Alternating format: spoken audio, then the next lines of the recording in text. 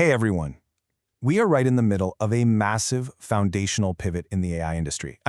We're literally watching a fundamental shift in how we build, train, and deploy AI. We're moving completely away from just making models smarter in this isolated vacuum, and instead we're focusing on making them actually do things out in the real world. Welcome to this explainer. Today we're going to unpack a brilliant, kind of dramatic industry realization that was sparked by one of the absolute top minds in AI.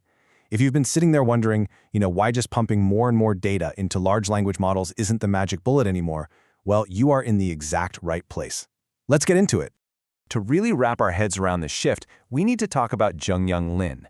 Now, as the technical lead for Alibaba's massively successful Qwen project, this guy was operating at the absolute bleeding edge of frontier model development. But on March 3rd, 2026, he actually stepped down from that role to become an independent researcher. And look, this wasn't just your standard career change. It was a move driven by this profound realization he had about the actual limits of current AI development. It's a realization that completely altered his own career trajectory, and honestly, it signals a huge turning point for the whole field. Okay, let's dive into this bold thesis. In a presentation where he detailed the evolution of the Qwen models, Lin ended his future work slide with this exact line: training models to training agents. Man, that's not just a catchy catchphrase. It perfectly captures the incredibly high stakes of this paradigm shift. For years, right, the entire industry has just been obsessed with training the model itself, making the neural network bigger, making it faster, cramming more knowledge into it. Lin is basically declaring that era is over. The new frontier? It's not just building a smarter brain in a jar. It's about building an agent that can interact, act, and solve problems dynamically.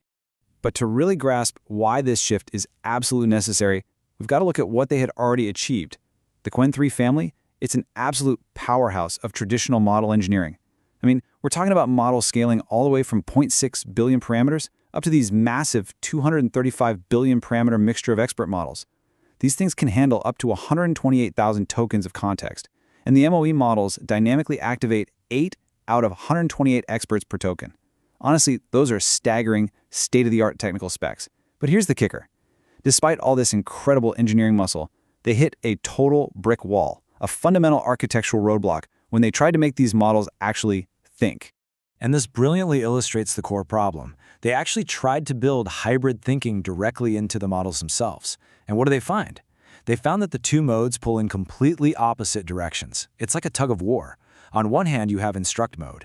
An instruct model is rewarded for directness, for brevity, for low latency, basically giving you the crisp answer right now. On the other hand, you've got thinking mode. Now, this mode is rewarded for taking its time, burning through more tokens, and really slowly working through a tough problem step by step. They are just inherently contradictory goals. So what actually happens when you try to jam them together? Well, as Lin's team discovered using this really complex 4-stage post-training pipeline, careless merging just degrades both of them. If you try to force a single model to be both snappy and deeply contemplative, the instruct behavior gets all bloated and rambling. Meanwhile, the instruct behavior loses that crisp, direct utility you want. Ultimately, they threw in the towel on the hybrid idea and were forced to ship completely separate variants for instruct and thinking.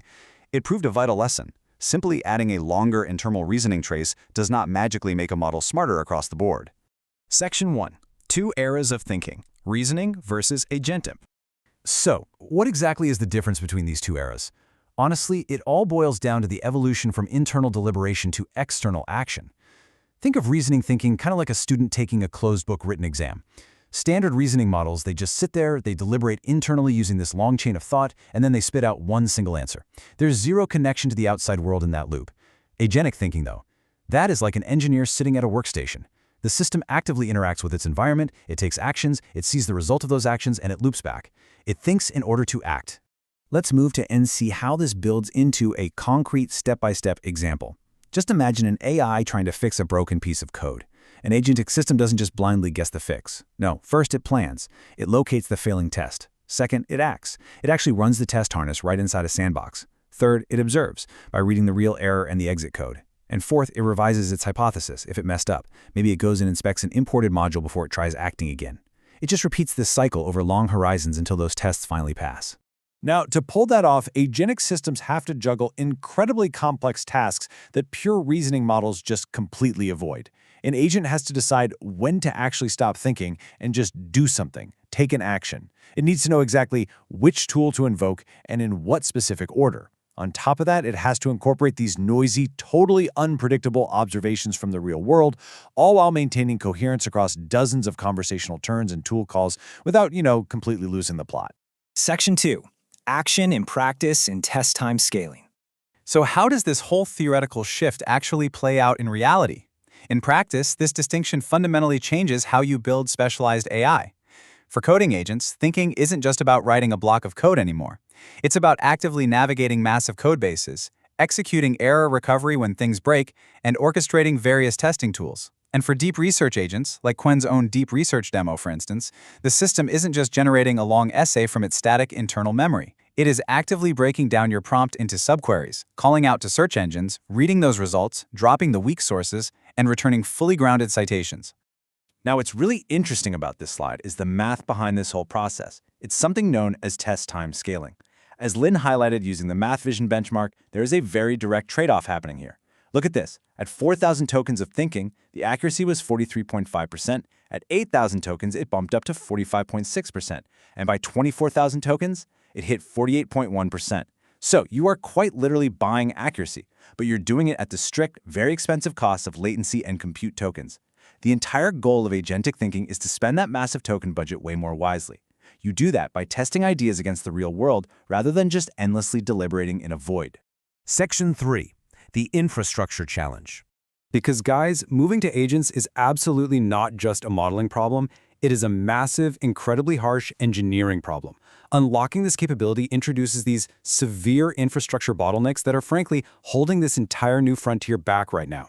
If we compare the two eras side by side, you can see how the entire optimization target shifts.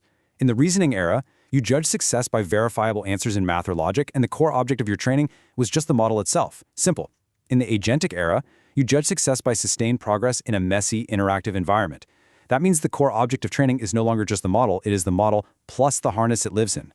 So the crucial point is that this external harness, we're talking the tool servers, the web browsers, the code sandboxes, that becomes your new bottleneck. In agentic reinforcement learning, if your AI is sitting there waiting 5 seconds for a piece of code to compile during a live test, your incredibly expensive GPUs are just sitting idle, doing nothing.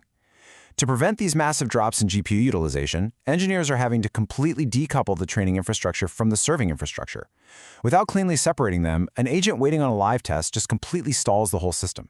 And this leads perfectly to Lin's ultimate conclusion about where developer focus desperately needs to go. During the supervised fine-tuning, or SFT era, teams obsessed over data diversity. They spent all their time collecting millions of perfect human examples. In this new agent era, engineers have to stop obsessing over static data and start obsessing over the quality of the environments. We have to optimize for environmental stability, the realism of the simulation, and crucially, how resistant that environment is to being exploited by the AI. Which brings us to a massive, looming question to wrap up our explainer: reward hacking.